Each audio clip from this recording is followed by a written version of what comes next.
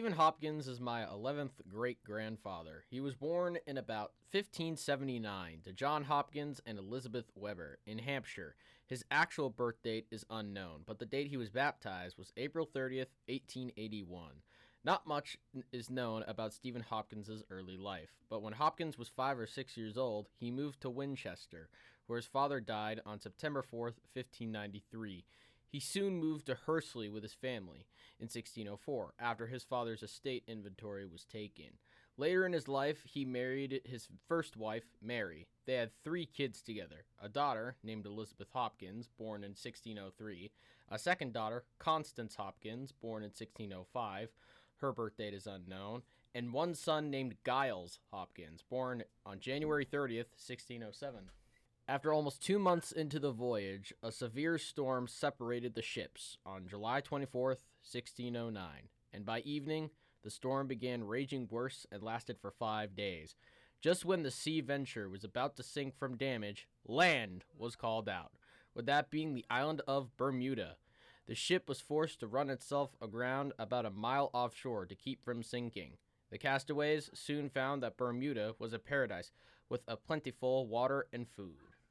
On September 1st, 1609, a month after the shipwreck, they had built up their ship's longboat for an ocean voyage. They sent 8 men out to try to reach Jamestown to get help, but they never returned.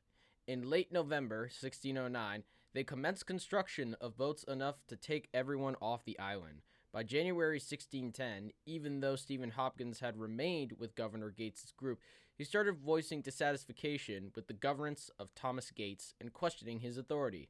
Hopkins was arrested and charged with mutiny and was found guilty, for which the sentence was death. Many people begged mercy for him, and he obtained a pardon.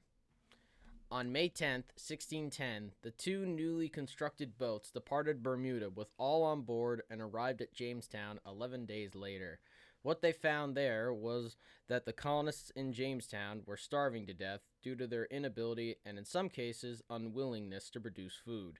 They were afraid to go outside their fort. Some were tearing down their houses for firewood. They were not planting crops, nor trading with the natives or catching fish.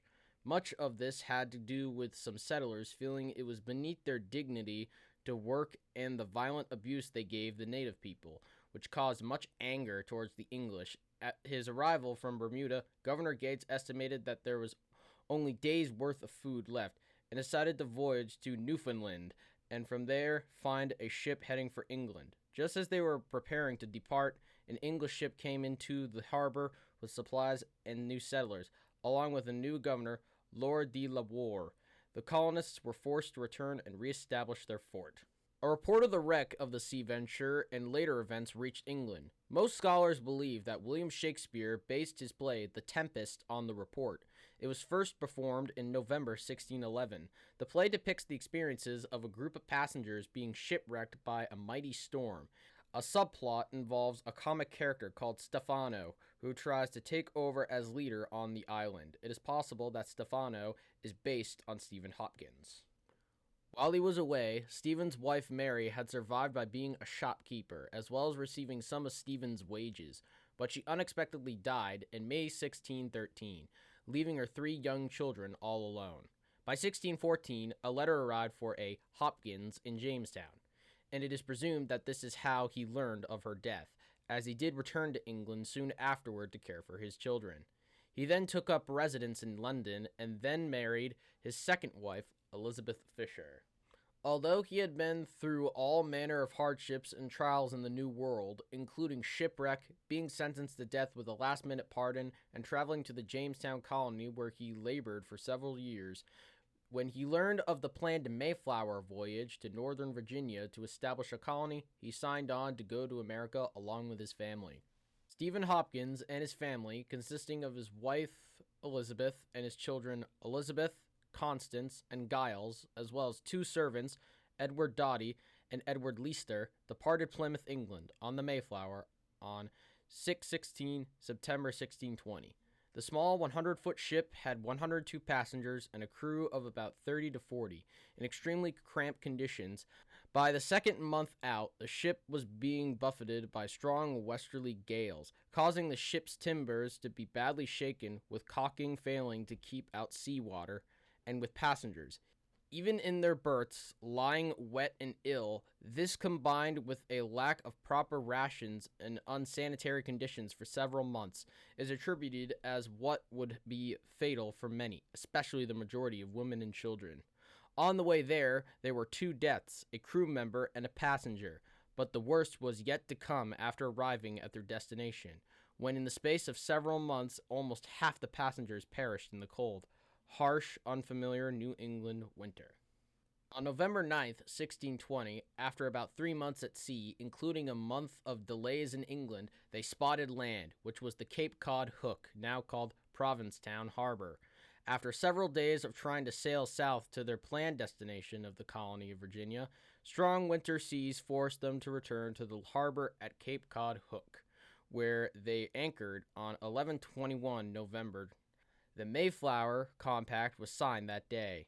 The passengers of the Mayflower argued, as the passengers of the Sea Venture had argued, that they had been freed from their indentures to the Virginia Company, and could now choose their own governance. Stephen Hopkins was among the signatures. During the voyage, Stephen and Elizabeth had a son named Oceanus Hopkins. Due to him being born on the Atlantic Ocean, they named him after. Oceanus also means ocean in Latin. Hopkins was a member of the early Mayflower exploratory parties while the ship was anchored in the Cape Cod area.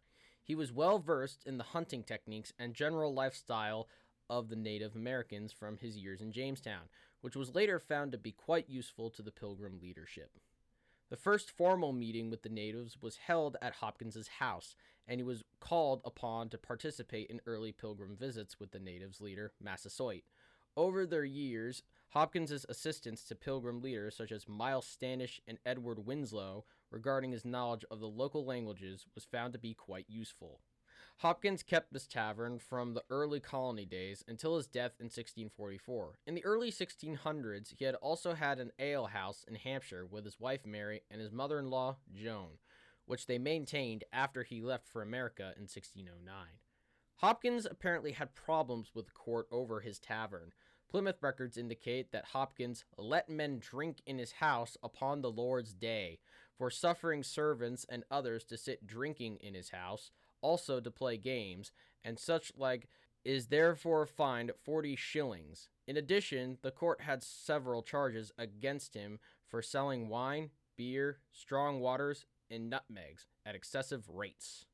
Stephen Hopkins died sometime between June 6, 1644 and July 17th of that year.